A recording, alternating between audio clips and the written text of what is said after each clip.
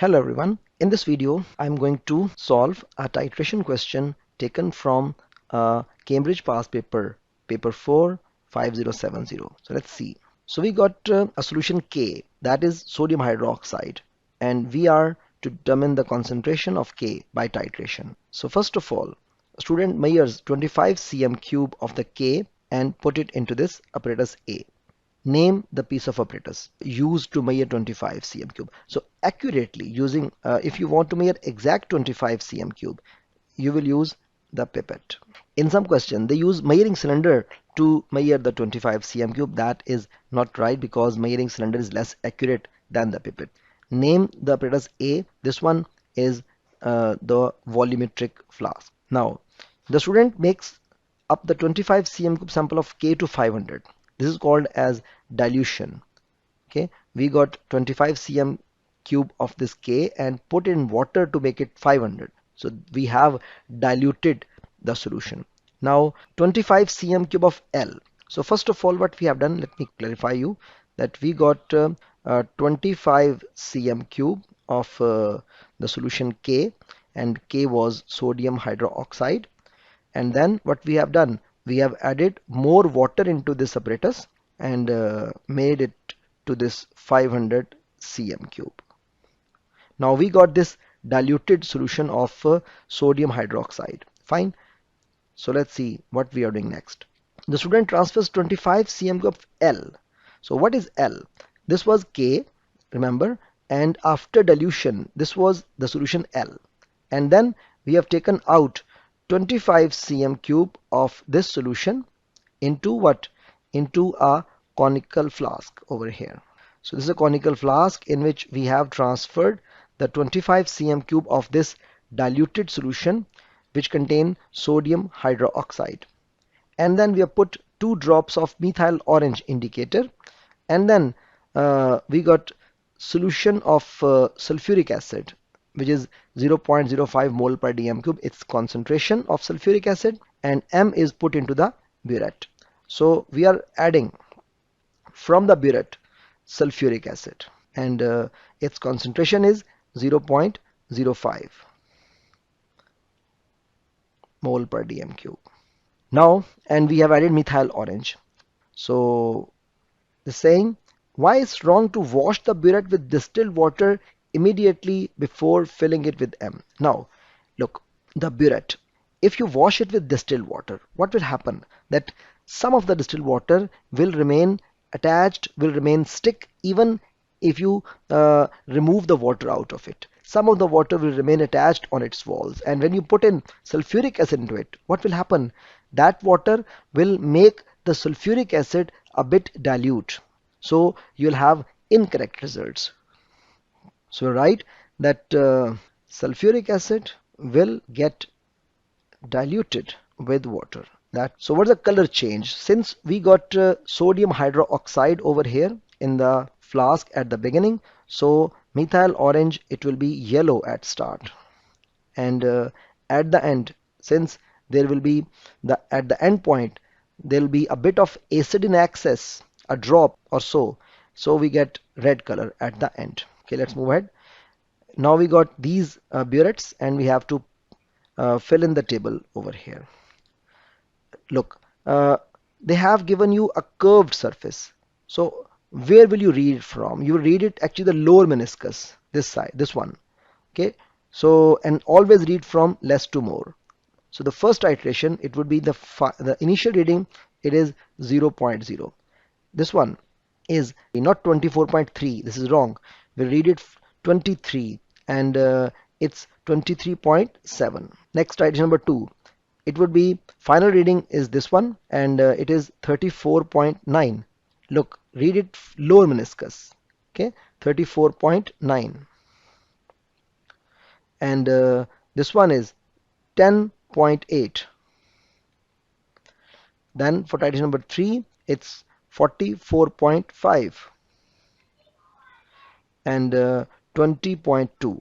So these were the titration. Now we have to find the volume. How to find the volume? We'll subtract the 2. So it will be 23.7, and that will be 1 over here. We got 4 and 24.1.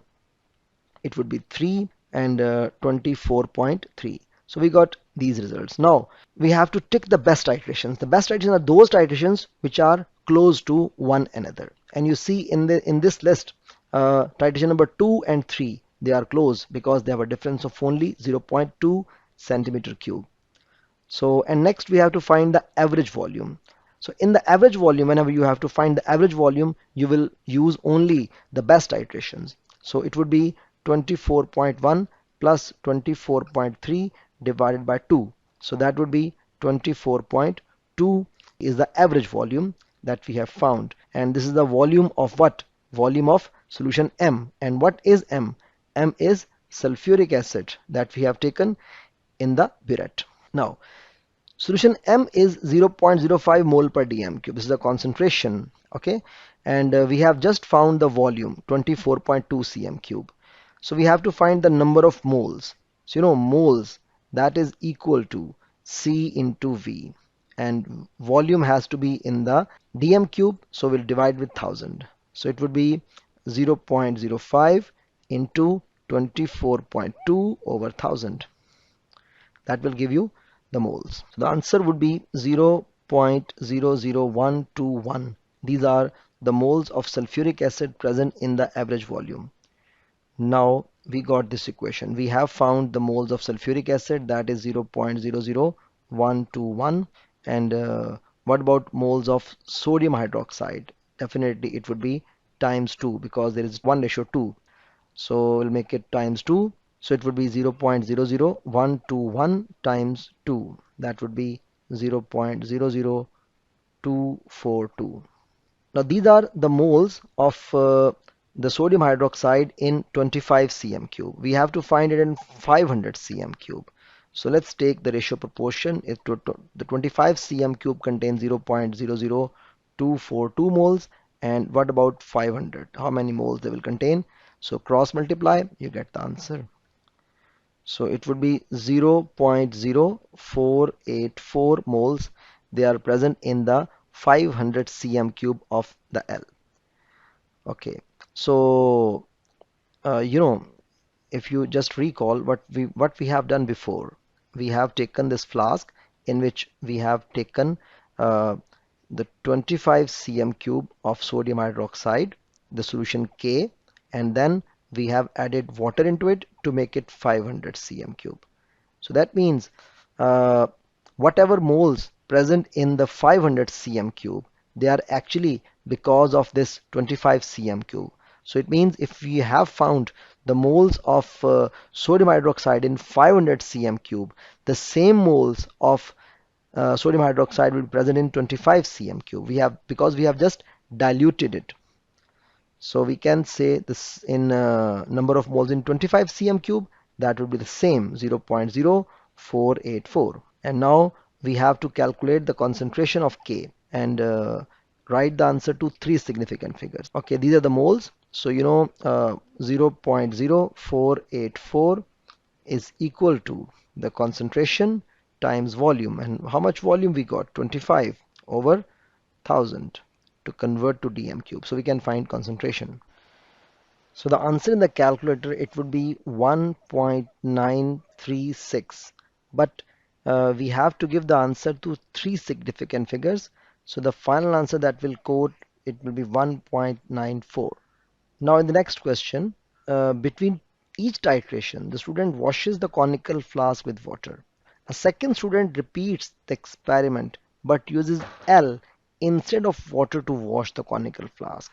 So in the conical flask, what we have got the solution L.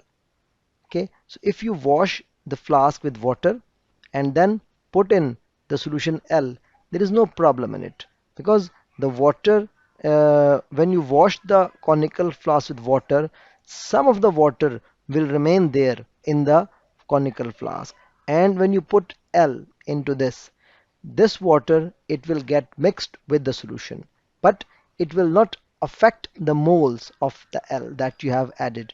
It will affect a bit of concentration, but the moles of L, they will remain the same in the flask. But what if we use the solution L to wash the flask. Now let's say we have washed this flask with solution L. Some of the solution L will remain in the flask even when you throw it out. Then what happens when you add more L, that is 25 cm cube of it is added? What happens that the already present solution will get mixed with this 25 cm cube, and there will be more solution L present in the flask. So as a result, we will require a greater volume of sulfuric acid to react with it. So let's write the answer. So we'll require larger volume of sulfuric acid because there are more solution L present in the flask. So this was a question that we have taken from the ATP P4 titration. So hope you'll be able to solve more questions like this. We'll meet in the next video. Till then, goodbye.